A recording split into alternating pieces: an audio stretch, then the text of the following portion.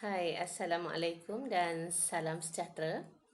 Untuk pelajaran hari ini, cikgu akan membincangkan tajuk sebuah prosa tradisional di tingkatan 5 iaitu burung terbang dipipiskan lada. Okay, cikgu buat video ini kerana ada pelajar yang meminta cikgu buatkan video kerana bila baca sendiri mereka sukar untuk faham. Okay, kita mulakan dengan sinopsis ya. Cerita ini bermula dengan permusuhan antara kerajaan Melaka dengan kerajaan Siam. Okay, kerajaan Siam ini merupakan sebuah kerajaan yang besar dan dia menjajah setiap negeri.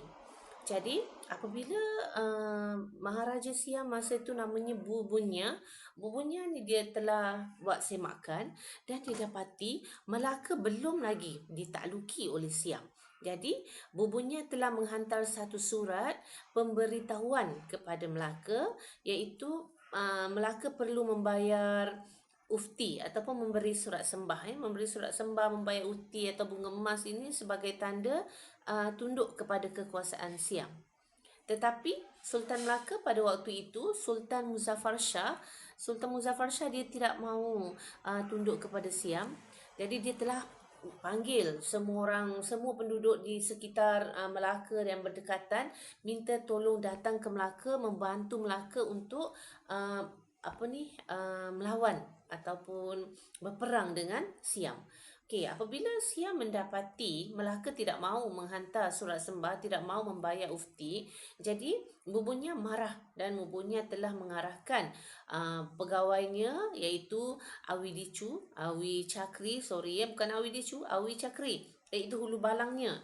Dia telah menghantar hulu balangnya Awi Cakri suruh pergi ke Melaka berperang. Pastikan menang. Apabila menang bererti Melaka takluk kepada Siam. Maka Awi Cakri telah bersiaplah dengan segala kelengkapan perang dengan anggota-anggota tentera yang ramai dibawa untuk ke Melaka berperang. Jadi begitu juga dengan Sultan Muzaffar Shah, dia telah meminta pertolongan orang-orang Melayu supaya datang ke Melaka, membantu Melaka memerangi Siam. Semua datang, termasuklah seorang lelaki namanya Tuan Perak dari Kelang. Orang lain dari negeri-negeri lain cuma datang lelaki sahaja. Tetapi Tuan Perak ini dia datang satu kampung dari Kelang tu, bawa semua lelaki, perempuan, anak, alat peralatan semua bawa. Jadi menimbulkan satu persoalan. Seorang bentara ni dia bentara adalah tugasnya menyampaikan suara raja kepada rakyat. Jadi bentara telah panggil Tun Perak, tanya, "Kenapa, wahai Tun Perak, kenapakah kamu ini datang bawa sekali perempuan, bawa sekali budak-budak, sedangkan kita nak berperang dengan Siam. Kenapa dibawanya semua?" Itu tanya bentara. Bentara tu bertanya dah 3 kali. Bentara tanya, barulah Tun Perak jawab. Dia diam je, dia tidak menjawab. Sampai soalan yang kali ketiga dijawab, dia kata adalah tujuan dia. Bila dia bawa anak dengan isteri, semangat untuk berperang tu, semangat untuk berjuang menjadi lebih kuat. Kalau tidak, mereka cuma datang berperang untuk membantu Melaka, menyelamatkan Melaka dari serangan Siam. Sekiranya nyawa mereka terancam, mesti mereka akan lari. Itu maksudnya. Tapi kalau mereka bawa bersama anak dan isteri, mereka bukan sahaja berperang untuk menyelamatkan Melaka, tapi berperang untuk menyelamatkan juga anak dan isteri. Jadi kalau agak-agak mereka terancam, nyawa mereka akan terus berusaha melawan Siam sehinggalah Siam kalah. Okey, itu tujuan dibawa anak dan isteri sebagai pembakar semangat kepada orang-orang Kelang untuk terus berperang dengan bersungguh-sungguh. Setelah Tun Perak memberitahu jawapan kepada persoalan yang ditanya oleh bentara, Sultan sangat berpuas hati dan Sultan mengatakan Tun Perak seorang yang cerdik. Jadi Sultan beritahu Tun Perak, selepas saja peperangan ini, jangan balik ke Kelang. Teruslah tinggal di Melaka kerana dia seorang yang bijak. Maka berlakulah peperangan. Oleh kerana masing-masing telah membuat persiapan, maka peperangan yang berlaku hebat, pertempurannya hebat, tetapi walaupun begitu Siam kalah. Ni Awi Cakri akhirnya balik dengan kekalahan. Dan setelah itu, apabila habis tamat sahaja peperangan, semua orang yang datang tadi baliklah ke negeri masing-masing kecuali Tun Perak. Kerana Sultan Muzaffar Shah tak bagi Tun Perak balik. Dia telah diberi satu jawatan, iaitu jawatannya bentara, menjadi bentara di Melaka. Kemudian, apabila dia jadi bentara, ada orang lain iri hati. Orang dari Kelang sendiri iri hati dan dia telah pun pergi buat aduan. Mengatakan bahawa Tun Perak ni telah pun menganiaya dia.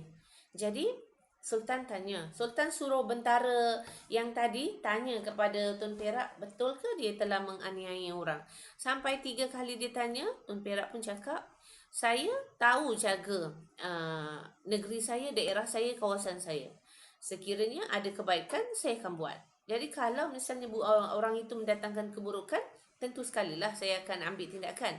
Jadi jawapan yang diberi oleh Tun Perak itu masih lagi menjadi tanda tanya sampai Tun Perak kata, beginilah, kalau tidak percaya kepada saya dan mahu membuat perbicaraan antara saya dengan orang yang menuduh tadi, lucutkan dulu jawatan saya sebagai bentara. Barulah ada keadilan. Barulah sama-sama adil. Rakyat marhain kedua-duanya dan dibicarakan. Sekiranya dia masih ada jawatan tinggi di istana, orang yang menuduh tadi masih berasa tidak adil.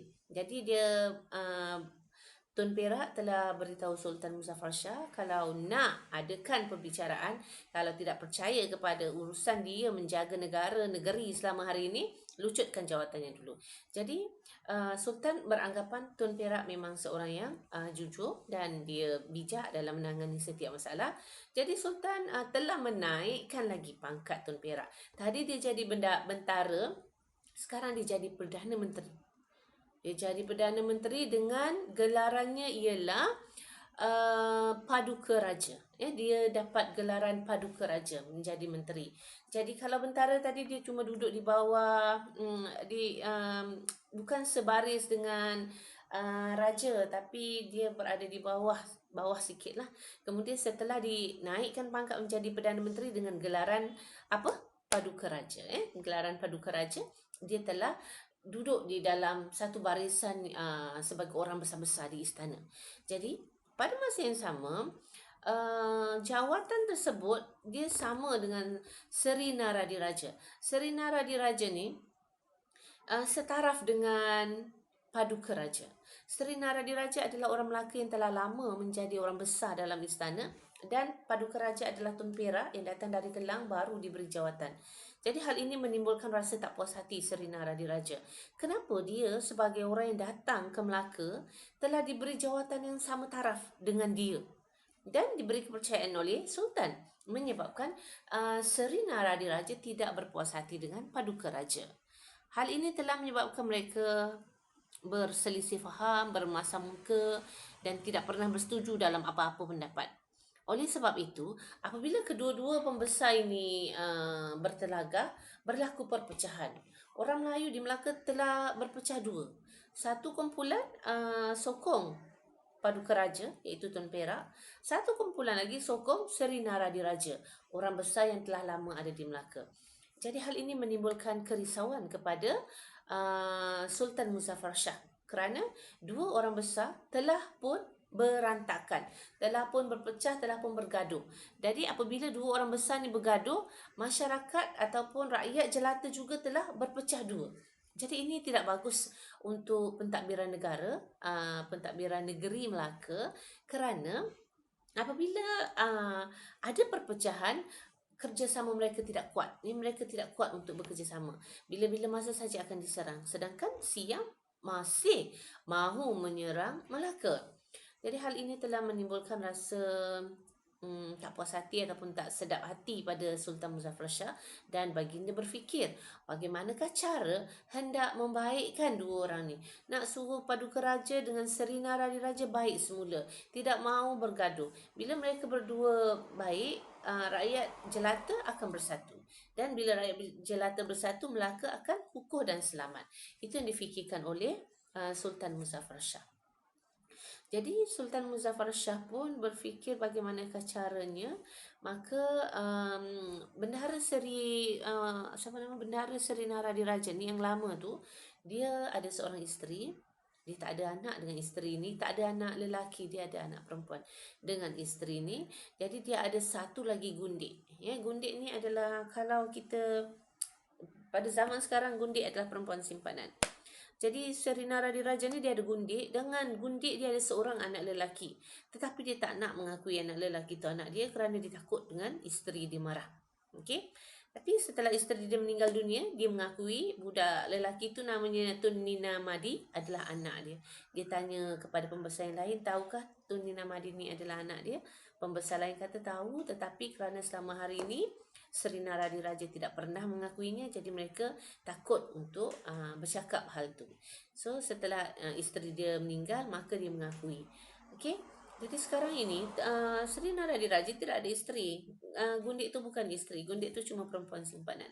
Jadi Sultan Muzaffar Shah telah menawarkan isteri kepadanya. Okey, kerana dia nak supaya paduka raja dengan Seri Naradiraja baik, mereka mesti berbaik semula, maka telah ditawarkan perkahwinan. Nah, nak kahwin tak? Maka Seri Naradiraja ni dia sudah tua, bulu kening dengan bulu mata sudah bercantum. Macam mana ya bulu mata kening bercantum? Jadi dia dah tua dan kalau ikut kepada logiknya tak payah kahwin, tapi dia nak kahwin. Maka Sultan tanya, okey, perempuan mana yang dia nak? Sultan perkenalkanlah beberapa orang anak pembesar, semuanya masih lagi anak dara, masih lagi muda berbanding dengan Seri Naradiraja yang sudah tua. Setelah ditunjuk beberapa orang, dia tak nak. Semuanya dia menolak, dia tak nak sampai akhirnya Sultan tanya, nak tak kahwin dengan Tunkudu? Tunkudu ni adalah isteri kepada Sultan. Isteri Sultan Muzaffar Shah, Tunkudu. Tapi Tunkudu ini, dia anak kepada Bendahara Seri Wak Raja. Bendahara Seri Wak Raja ni bersaudara dengan Paduka Raja. Okey, ada hubungan persaudaraan lah. Jadi setelah ditanya Tunkudu, maka dia setuju. Dia nak kahwin dengan isteri Sultan. Jadi Sultan pun menceraikan isterinya. Sanggup Sultan ceraikan kerana nak selamatkan negeri Melaka. Setelah diceraikan, diberi wang dan habis saja tamat iddah, dikahwinkan dengan Bendahara Seri Naradiraja. Setelah dikahwinkan dengan Seri Naradiraja, seronoklah, gembiralah Seri Naradiraja ni, dan dia pun telah berbaik-baik semula dengan Paduka Raja kerana mereka ini bersaudara. Isteri Seri Naradiraja Tunkudu tadi adalah saudara kepada Paduka Raja. Jadi mereka bersaudara, maka hubungan menjadi baik semula. Setelah baik semula, Seri Naradiraja kata tak apalah, bagi kepada bendahara, kepada Paduka Raja lah jawatan sebagai bendahara, jawatan yang besar ni. Dia tarik diri, dia jadi ketua kepada bendahari, ketua bendahari kalau dia jadi. Kemudian setelah keadaan okey, selamat semua, Sultan pun dah rasa gembira. Tapi di Siam belum lagi gembira kerana belum lagi dapat Melaka. Maka bubunya pun menyuruh hulu balangnya ataupun panglimanya yang kedua. Tadi Awi Cakri dah pergi. Sekarang dia suruh Awi Dicu pergi. Awi Dicu pun pergi. Siapkan semua pergi. Sampailah ke pengetahuan Sultan Muzaffar Shah, Siam akan datang menyerang lagi. Tadi dia bagi tahu kepada Paduka Raja. Paduka Raja pun telah mengajak Seri Bira Diraja. Seri Bira Diraja ni adalah orang yang kuat. Dia dipanggil juga sebagai si bongkok kerana dia perwatakan dia bongkok, duduk pun bongkok, berdiri pun bongkok, berjalan pun bongkok. Namanya ialah Seri Bija Diraja. Jadi Seri Bija Diraja dengan Paduka Raja telah bekerjasama untuk menyerang Siam pada kali ini. Tidak perlu lagi panggil semua orang dari pelosok negeri datang bantu, tidak lagi, tapi mereka saja. Maka kedua-duanya mempunyai kebijaksanaan yang tersendirilah. Okey, jadi apabila sampai ke perairan Melaka, Seri Bija Diraja ada seorang anak, namanya ialah, anak dia ni nama Tun Umar. Tun Umar ni orang ni gila-gila bahasa. Dia gila-gila bahasa ni, dia macam perangai gila-gila sikit lah. Jadi Tun Umar telah diarahkan oleh Paduka Raja pergi selidik. tengok berapa kapal Siam ada, apa kelengkapan dia. Jadi Tuan Umar naik perahu kecil je Tuan Umar naik, dia pergi.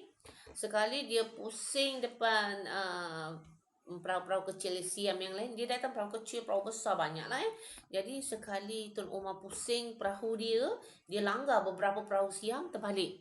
Kemudian dia pergi lagi, dia datang lagi, dia langgar lagi. Jadi Siam pun macam, hebat. Seorang saja datang telah berjaya melanggar beberapa perahu.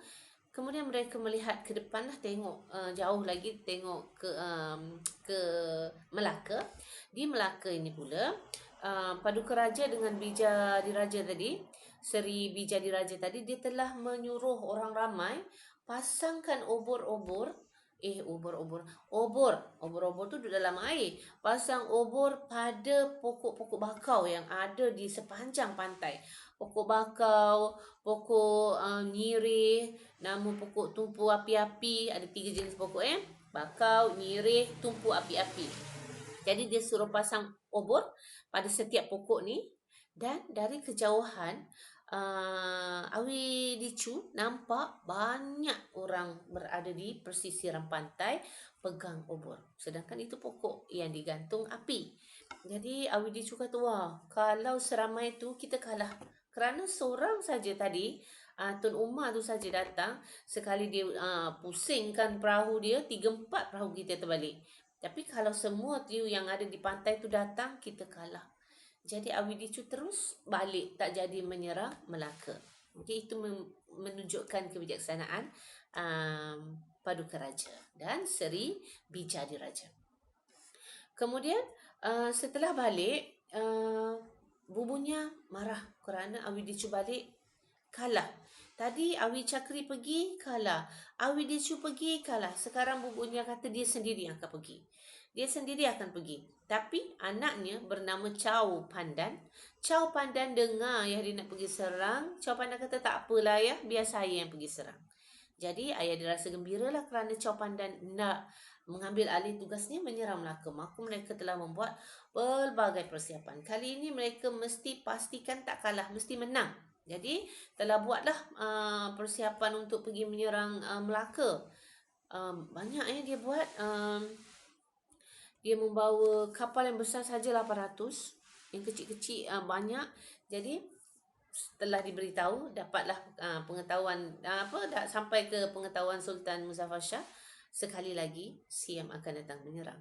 Masa itu datang seorang pemuda dari Arab, namanya Sidi Arab. Yang Sidi Arab, panggilnya Tuan Sidi Arab. Dia ni orang yang kuat agama, dia orang yang warak lah. Dia pun kata kepada Sultan Muzaffar Shah, dia kata bagilah dia tolong kali ni. Jadi dia ni seorang yang hebat dalam memanah dengan panah. Dia memang hebat. Jadi dia telah mengambil anak panahnya, dia busuk, letak busur tu, dan dia tarik picu ke arah Siam. Dia lepaskan. Dan betul-betul, bukanlah betul-betul nak panah tu pergi kena, tapi kerana kehebatan dia, kelebihan dia, anak panah tu seolah-olah terkena kepada Chow Pandan. Chow Pandan masa tu berada di Siam, tapi dia rasa dada dia terkena panahan, terkena anak panah. Jadi dia batuk, muntah darah, dan akhirnya Chow Pandan mati tanpa sempat datang menyerang Melaka. Jadi Sultan Muzaffar Shah sangat gembira dan telah memberi persalinan kepada Tuan Sidi Arab kerana telah berjaya membantu Melaka mengalahkan Siam. Jadi keseluruhan cerita ini menunjukkan kehebatan orang-orang yang ada di Melaka. Sampai sebuah kerajaan yang besar pun tidak mampu untuk melawan mereka. Okey, sebenarnya itu sahaja cerita dalam Burung Terbang Dipipiskan Ada, iaitu tentang perlawanan antara Siam dengan Melaka. Tapi kerana kebijaksanaan, kehebatan, keberanian orang-orang Melaka, maka Siam kalah. Okey, faham tak? Baik, kalau dah faham, kita akan tengok temanya. Temanya ialah kebijaksanaan menyelesaikan masalah. Itu tema dia. Kebijaksanaan menyelesaikan masalah yang dihadapi. Contoh apa? Contohnya boleh ambil pelbagai. Kita ambil pertama, contohnya Tun Perak bijak menghadapi masalah apabila dia datang dari Kelang ke Melaka membawa bersama anak dan isteri untuk memberikan semangat yang lebih kepada Hulu Balang untuk berperang dalam peperangan pertama dengan Siam. Okey, itu ialah contoh kepada temanya. Tema tadi apa? Kebijaksanaan dalam menyelesaikan masalah yang dihadapi. Okey, so sekarang kita lihat persoalan. Kita cuma lihat 3 persoalan saja. Persoalan yang pertama ialah kebijaksanaan menggunakan akal dan strategi. Kebijaksanaan menggunakan akal dan strategi. Contoh huraiannya ialah apabila Sultan Muzaffar Shah dia hendak menyelesaikan pergaduhan antara Paduka Raja dengan Seri Naradiraja. Dia telah menggunakan kebijaksanaan dengan menawarkan hadiah perkahwinan kepada Seri Naradiraja. Dan dia sanggup menceraikan isterinya apabila Seri Naradiraja hanya mahu berkahwin dengan Tun Kudu, bukan perempuan lain. Jadi itu adalah persoalan kebijaksanaan menggunakan akal dan strategi. Persoalan yang kedua ialah perpecahan dalam kalangan pemimpin boleh membinasakan negara. Perpecahan dalam kalangan pemimpin boleh membinasakan negara. Contohnya Seri Naradiraja dengan Paduka Raja. Dua pembesar yang bergaduh telah menyebabkan rakyat berpecah kepada dua. Apabila rakyat berpecah kepada dua, tidak ada perpaduan, tidak ada kerjasama dan mudah untuk ditewaskan. Persoalan yang ketiga ialah kepentingan ilmu dalam kehidupan. Kepentingan ilmu dalam kehidupan, kita ambil contoh Tuan Sidi Arab tadi. Cikgu bagi tahu dia mempunyai ilmu dalam bidang memanah yang sangat hebat. Jadi, oleh kerana dia mempunyai ilmu yang tinggi hingga dia boleh membunuh Chow Pandan dari Melaka, sedangkan Chow Pandan ada di Siam.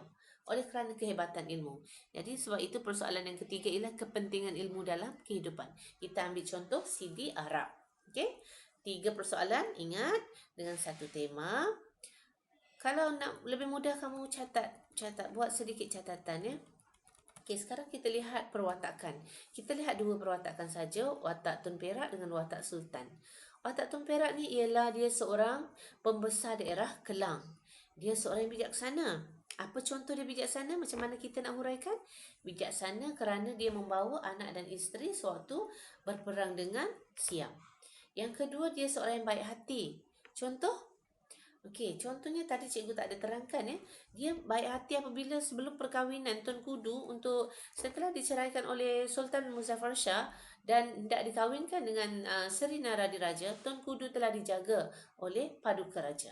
Okey, kerana dalam Islam mesti ada iddah ataupun tempoh sebelum kita berkahwin dengan lelaki lain. Mesti ada tempoh. Jadi sepanjang tempoh itulah Tun Kudu telah dijaga oleh Paduka Raja. Jadi kita katakan dia sebagai seorang yang prihatin, seorang yang baik hati.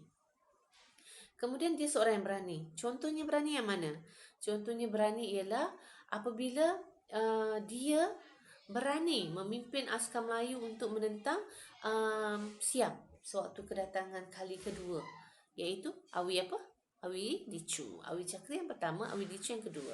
Awi Dicu datang dipimpin Angkatan Tentera Melayu, Angkatan pahlawan-pahlawan Melayu masa tu di bawah pimpinan Paduka Raja. Jadi Paduka Raja seorang yang berani dan dia juga seorang yang berpengaruh. Contohnya yang mana? Contohnya dia mempunyai pengikutnya yang tersendiri. Sampai pengikut ni berpecah apabila bergaduh. Paduka Raja bergaduh dengan Seri Naradiraja, mereka berpecah. Oleh sebab itu kita kata Paduka Raja ini seorang yang berpengaruh. Yang kedua kita lihat Sultan Muzaffar Shah ialah seorang sultan yang mementingkan keharmonian Melaka. Contohnya bila dia mendamaikan Paduka Raja dengan Seri Naradiraja yang bergaduh. Okey, dia mendamaikan, dia mencari jalan untuk mengembalikan semula keharmonian. Kemudian dia seorang yang prihatin. prihatin, seorang raja prihatin apabila askar-askar ataupun hulu balang tadi berjaya menewaskan Siam. Dia telah memberi persalinan. Persalinan ni pakaian lah. Sebab zaman dahulu persalinan atau untuk membelikan satu pakaian itu agak mahal. Jadi persalinan daripada raja bukan yang biasa-biasa. Persalinan yang mahal diberi kepada hulu balang. Kemudian dia seorang yang tidak terburu-buru. Contohnya, apabila Tun Perak dulu dituduh telah menganiayai seorang orang Kelang, Sultan Muzaffar Shah tidak mengambil keputusan ataupun tidak membuat hukuman secara terburu-buru. Sebaliknya, dia memanggil Tun Perak, bertanya, siasat, kemudian barulah dia buat keputusan. Okay? Dan dia juga seorang yang menghargai rakyatnya. Contohnya yang mana? Contohnya dia memberi hadiah kepada Tuan Sidi Arab setelah Tuan Sidi Arab berjaya membunuh Chow Pandan. Okey, sekarang kita lihat pula latar. Latar yang pertama, latar tempat tentulah di Melaka, berlakunya peperangan.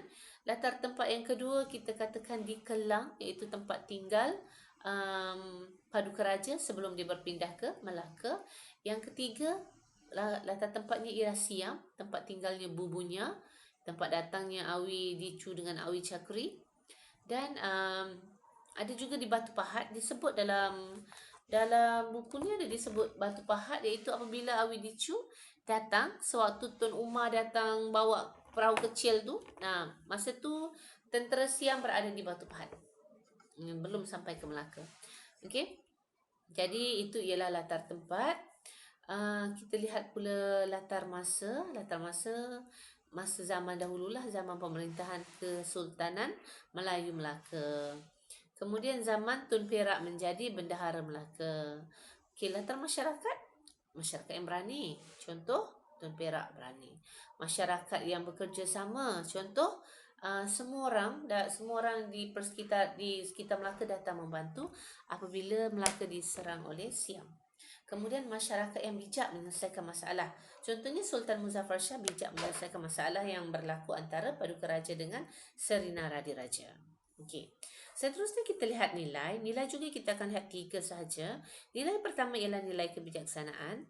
Nilai kebijaksanaan ini kita boleh ambil apabila ambil contoh yang mana contoh yang Paduka Raja menyuruh orang ramai membakar ataupun memasang obor pada pokok-pokok di persisiran pantai, supaya dari kejauhan nampak macam ramainya orang sedang pegang obor di pantai untuk menanti kedatangan Siam. Itu ialah nilai kebijaksanaan. Ingat bila jawab soalan nilai, satu perkataan saja, kebijaksanaan. Kalau misalnya awak tulis bijak, itu bukan nilai, itu adalah perwatakan. Jadi tak dapat markah. Tulis kebijaksanaan dot nokta huraikan. Okey, yang kedua ialah keberanian. Nilai keberanian yang mana?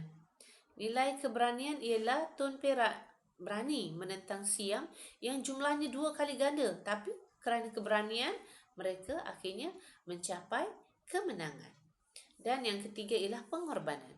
Tadi kebijaksanaan, keberanian, pengorbanan ini kita ambil contoh Sultan Muzaffar Shah. Dia berkorban menceraikan isterinya sendiri demi keamanan Melaka. Jadi itu adalah pengorbanan.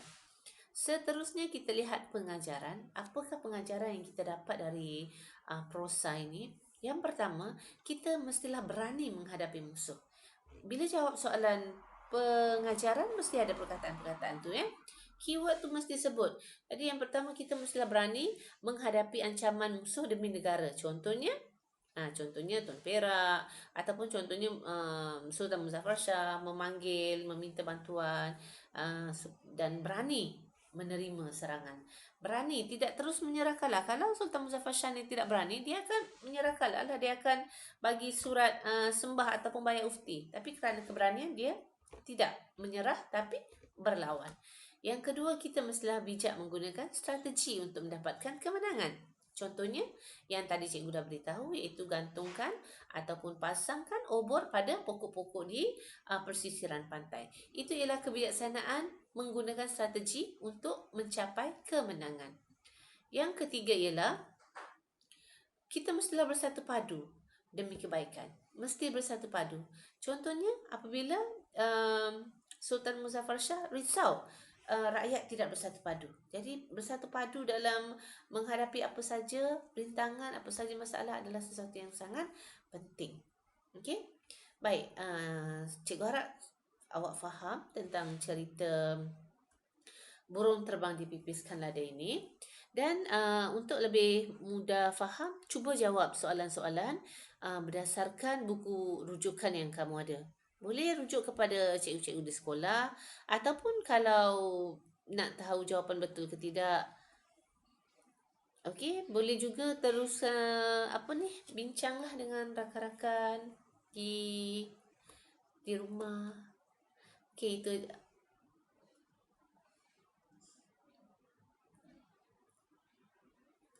Baik, kita dah habis dah bincang semua benda ni. Cikgu harap tak ada masalah. Cikgu harap semua faham dan bolehlah menjawab peperiksaan dengan cemerlang.